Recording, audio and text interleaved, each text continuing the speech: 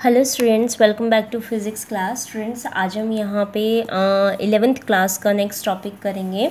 बेटा यूनिट हमारी फर्स्ट ही चल रही है, ठीक है। मैं आपको मेंशन कर दूँगी जब हम नेक्स्ट पे चलेंगे। और चैप्टर हमारा 2 चल रहा है, मेजरमेंट वाला, सिस्टम ऑफ यूनिट्स वाला, ठीक है। सिस्टम ऑफ यूनिट वाले पे हैं अभी हम। और इसके अंदर हमने जो लास्ट लेक्चर है उसमें हमने जो फंडामेंटल यूनिट्स हैं उनकी डेफिनेशंस देख ली थी, ठीक है। आज के लेक्चर के अंदर हम क्या करेंगे, आज के लेक्चर के अंदर हम जो सप्लीमेंट्री यूनिट्स होती हैं आपकी उनको देखेंगे। और जो हमारी इंटरनेशनल स्टैंडर्ड जो अपनी होती है, सिस्टम होती है, उसकी एडवांटेजेस देखेंगे, ठीक है। जो एसआई यूनिट्स होती हैं आपकी, उनकी एडवांटेजेस क्या है, तो इन शॉर्ट लिखेंगे हम उसको, ठीक है। तो वो काम करेंगे। उसके बाद आपका जो होगा वो आपकी जो जैसे लार्ज उसमें हो जाते हैं ना, मैक्रो कॉस्म मेजरमेंट होती हैं आपकी, जो ज़्यादा लार्ज डिस्टेंसेस पे होती हैं, तो उनसे रिलेटेड आपकी कौन कौन सी यूनिट्स एग्जिस्ट करती हैं हम वो करेंगे, ठीक है। तो आज के लेक्चर स्टार्ट करते हैं। बेटा आज के लेक्चर के अंदर पहले हम करेंगे सप्लीमेंट्री यूनिट्स, ठीक है। तो सप्लीमेंट्री यूनिट्स के अंदर सबसे पहले आपके पास जो आती है वो आती है रेडियन, ठीक है। रेडियन को जो आप सिंबल बोलते हैं बेटा, वो रेड से लिखा जाता है, ठीक है। तो आप इसको कैसे कहोगे, कब कोई चीज़ इतने उसमें होगी।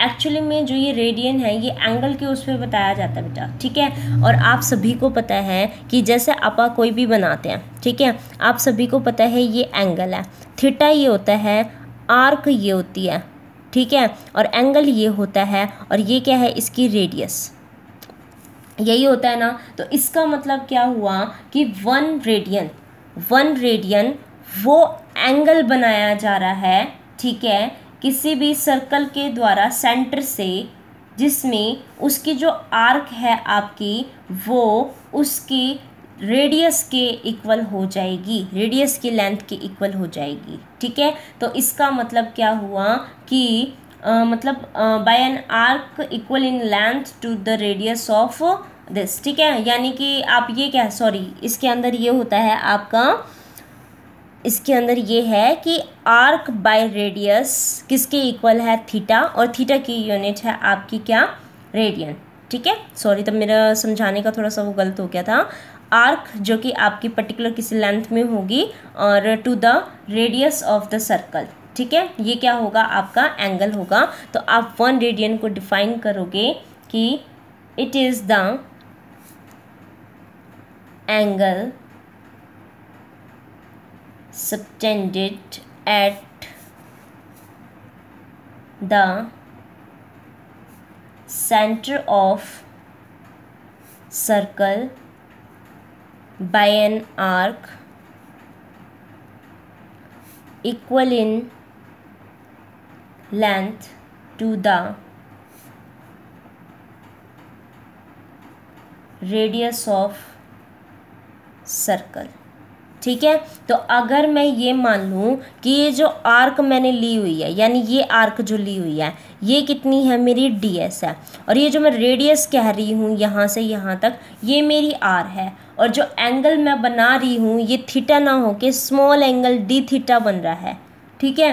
तो d थीटा जो होगा, एंगल जो होगा, जो सबटेंडेड हो रहा है किसके, उसमें किसी भी सेंटर पे, किसी भी सर्कल के, क्योंकि ये बनता सर्कल ही बनेगा, ठीक है। तो ये सर्कल पे जो आपका एंगल सबटेंडेड हो रहा है, तो उस किसके इक्वल होगा, वो आपके रेडियस, आर्क अपॉन में रेडियस के। तो आर्क क्या हो गया, ds अपॉन में r, तो ये किस में हो जाएगा, रेडियन में, ठीक है। तो ये इसके इक्वल हो जाएगा। और आपको इससे रिलेटेड ये भी पता होना चाहिए कि जो पाई रेडियन होता है वो होता है 180 डिग्री, ठीक है। और जो 1 रेडियन होता है बेटा वो होता है 180 डिग्री बाय पाई, ठीक है। इसके बारे में आपको पता होना चाहिए। तो अगर इसको सॉल्व करेंगे आप, तो ये कितना हो जाएगा, 180 डिग्री, और पाई को तो 22/7 ऐसे लिखते हैं, या फिर 3.14 लिखते हैं। तो अगर इसको सॉल्व करूँगी मैं तो ये आ जाएगा 57.7 डिग्री, ठीक है।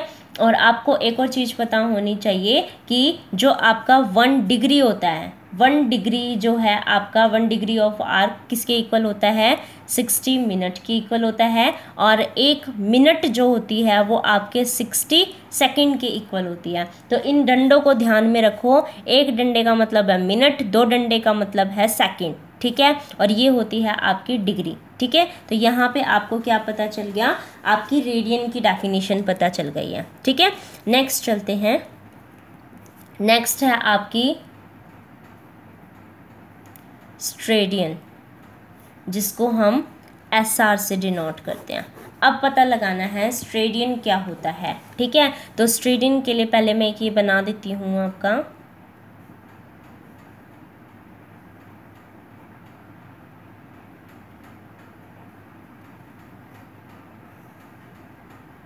आप भी देख लो ताकि बाद में आपको बनाने में इजी हो जाए।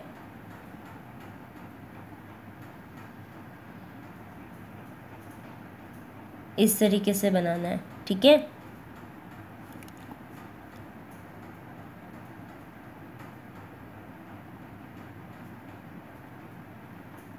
ये सॉलिड एंगल होता है, बस वही है, उसके अंदर हम क्या बना रहे थे, एक एंगल बना रहे हैं, और यहाँ पे क्या हो जाता है आपका एक सॉलिड एंगल बनता है। सॉलिड एंगल की ही जो यूनिट होती है वो आपकी स्ट्रेडियन होती है। तो आप ये कहोगे कि it is unit of solid angle. तो अब अपने को मेनली बेटा ये डिफाइन करना है कि ये जो सॉलिड एंगल बन रहा है ना, ठीक है, वो कैसे उसमें बनता है। देखो सेंटर जो सर्कल बनाते हैं ना, तो उसमें तो एक सीधा एक जो एंगल बना के चलते हैं उसको बोलते हैं थीटा, तो ये ऐसे बन गया।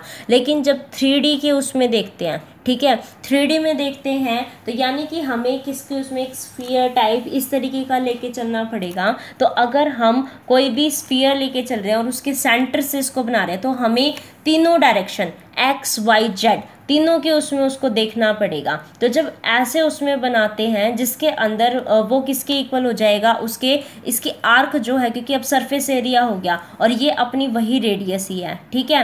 तो ये कहता है, और ये जो रेडियस है वो आपकी 2 गुनी उसमें रहेगी। जैसे सिंपल इसमें तो खाली रेडियस होती थी, ये आपकी ट्वाइस उसमें हो जाएगी, ठीक है। तो इसका मतलब क्या हुआ कि जो सॉलिड एंगल है ये वो एंगल है आपका जो कि स्फीयर के सेंटर के ऊपर उसमें बनता है, और इसको बताया जाता है किसके इक्वल होता है, ये आपका एयर एरिया के अपॉन में जो square of radius of the sphere है उसके, ठीक है। तो इसका मतलब क्या लिखोगे कि it is defined as the solid angle subtended at the center of sphere by that surface of sphere which is equal to किसके, एरिया अपॉन में square of radius, equal to area to the square of radius of sphere, ठीक है। तो कैसे देंगे, solid angle को मैंने बताया था, देखो ये बना रखा है सॉलिड एंगल, इसकी नोटेशन ऐसी ही होती है, इसको बोलेंगे DA एरिया अपॉन में रेडियस के स्क्वायर के, और इसकी जो यूनिट होगी वो किस में दी जाएगी बेटा, स्ट्रेडियन में, ठीक है। तो या तो आप पूरा लिख दो या फिर इसकी यूनिट लिख दो। तो ये क्या हो गया आपका, इसका फॉर्मूला हो गया। तो यहाँ पे आपको 1 स्ट्रेडियन भी पता चल गया और आपका रेडियन भी पता चल गया, रेडियन स्ट्रेडियन दोनों ही आपके हो चुके हैं, ठीक है। अब आपको करना है एडवांटेजेस ऑफ SI यूनिट, ठीक है। नेक्स्ट हेडिंग डाल दीजिए, एडवांटेजेस ऑफ SI यूनिट्स, ठीक है। बने रहिएगा लास्ट में, क्योंकि हम इसके जब ये पूरा आपका कंप्लीट हो जाएगा हम न्यूमेरिकल्स भी करेंगे इसके, राइट, जो अनसॉल्व्ड हैं वो वाले, ठीक है। सारे नहीं, जो इम्पोर्टेंट बनते होंगे उसका टाइप जैसे आपको पता होना चाहिए उस टाइप से मैं आपको बता दूंगी, ठीक है। तो एडवांटेजेस ऑफ SI यूनिट के अंदर मेन हेडिंग डाल दूँ मैं, हेडिंग डाल देती हूँ मैं, ठीक है, क्योंकि जो ज़्यादा आएगा पेपर में तो उसको एक्सप्लेनेशन नहीं पूछेगा, वो आपको हेडिंग ही पता होनी चाहिए। तो पता होनी चाहिए कि स्टैंडर्ड इंटरनेशनल यूनिट जो होती है is a coherent system of units. Second, SI is a rational system of units. Third, SI is an absolute system of units.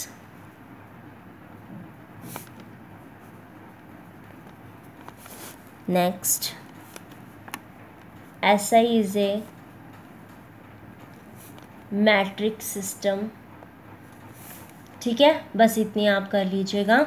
Next जो लेक्चर हमारा रहेगा इसके अंदर बेटा वो हमारी लार्ज डिस्टेंस की मेजरमेंट के लिए रहेगा। ठीक है, कि जैसे दूर दूर का जो डिस्टेंस, जैसे सन अर्थ का डिस्टेंस हो गया तो उसको किस में मेज़र किया जाता है। ठीक है, लाइट जो आपका वैक्यूम उसमें 1 ईयर में ट्रैवल करती है तो उसको कैसे बोलते हैं, कितनी उसकी वैल्यू होती है, ये सारी चीज़ें हमें बतानी होगी। ठीक है, तो आप आइए नेक्स्ट लेक्चर के अंदर करेंगे। Thank you for watching this video, और इस लेक्चर सीरीज़ को अपने फ्रेंड्स के साथ भी शेयर करना एंड कमेंट बॉक्स में भी बताना कि आपने अपने फ्रेंड्स के साथ इसको शेयर किया है, ताकि मैं भी, क्योंकि हर कोई बच्चा ये होता है कि मोटिवेट होना पसंद करता है, तो मेरा मोटिवेशन इसी से ही होगा कि आप कितने बच्चे मेरे साथ जोड़ेंगे और कमेंट बॉक्स में मैसेज करवाएंगे। ठीक है, जितने कमेंट बॉक्स में मैसेज होंगे उतना ही मेरा मोटिवेशन और इंक्रीज़ होता जाएगा, ताकि मैं और लेक्चर सीरीज़ को मतलब और लेक्चर्स को अपलोड करती रहूं। अब जो कमेंट आते हैं कि मैम करिएगा करिएगा, तो इससे थोड़ा मोटिवेशन मिलता है कि हाँ बच्चों को हेल्प हो रही है, बच्चे देख रहे हैं, तब तो मन भी करता है ना। तो आप अपने फ्रेंड्स के साथ इसको शेयर करवाइए और कमेंट करवाइए कि हाँ मैम हमने इतने बच्चे के साथ शेयर किया है और मैं इतने बच्चों को अपने साथ इंक्लूड करके रखता हूँ, और ये सारे आपकी लेक्चर सीरीज़ दे रहे हैं और मतलब आगे और हमें पढ़ना है। ठीक है, इस तरीके की आप ज़रूर कमेंट बॉक्स में लिखिएगा ताकि मैं भी मोटिवेट हूँ और आगे अपन कंटिन्यू करते रहें। Thank you for watching this video. Thank you.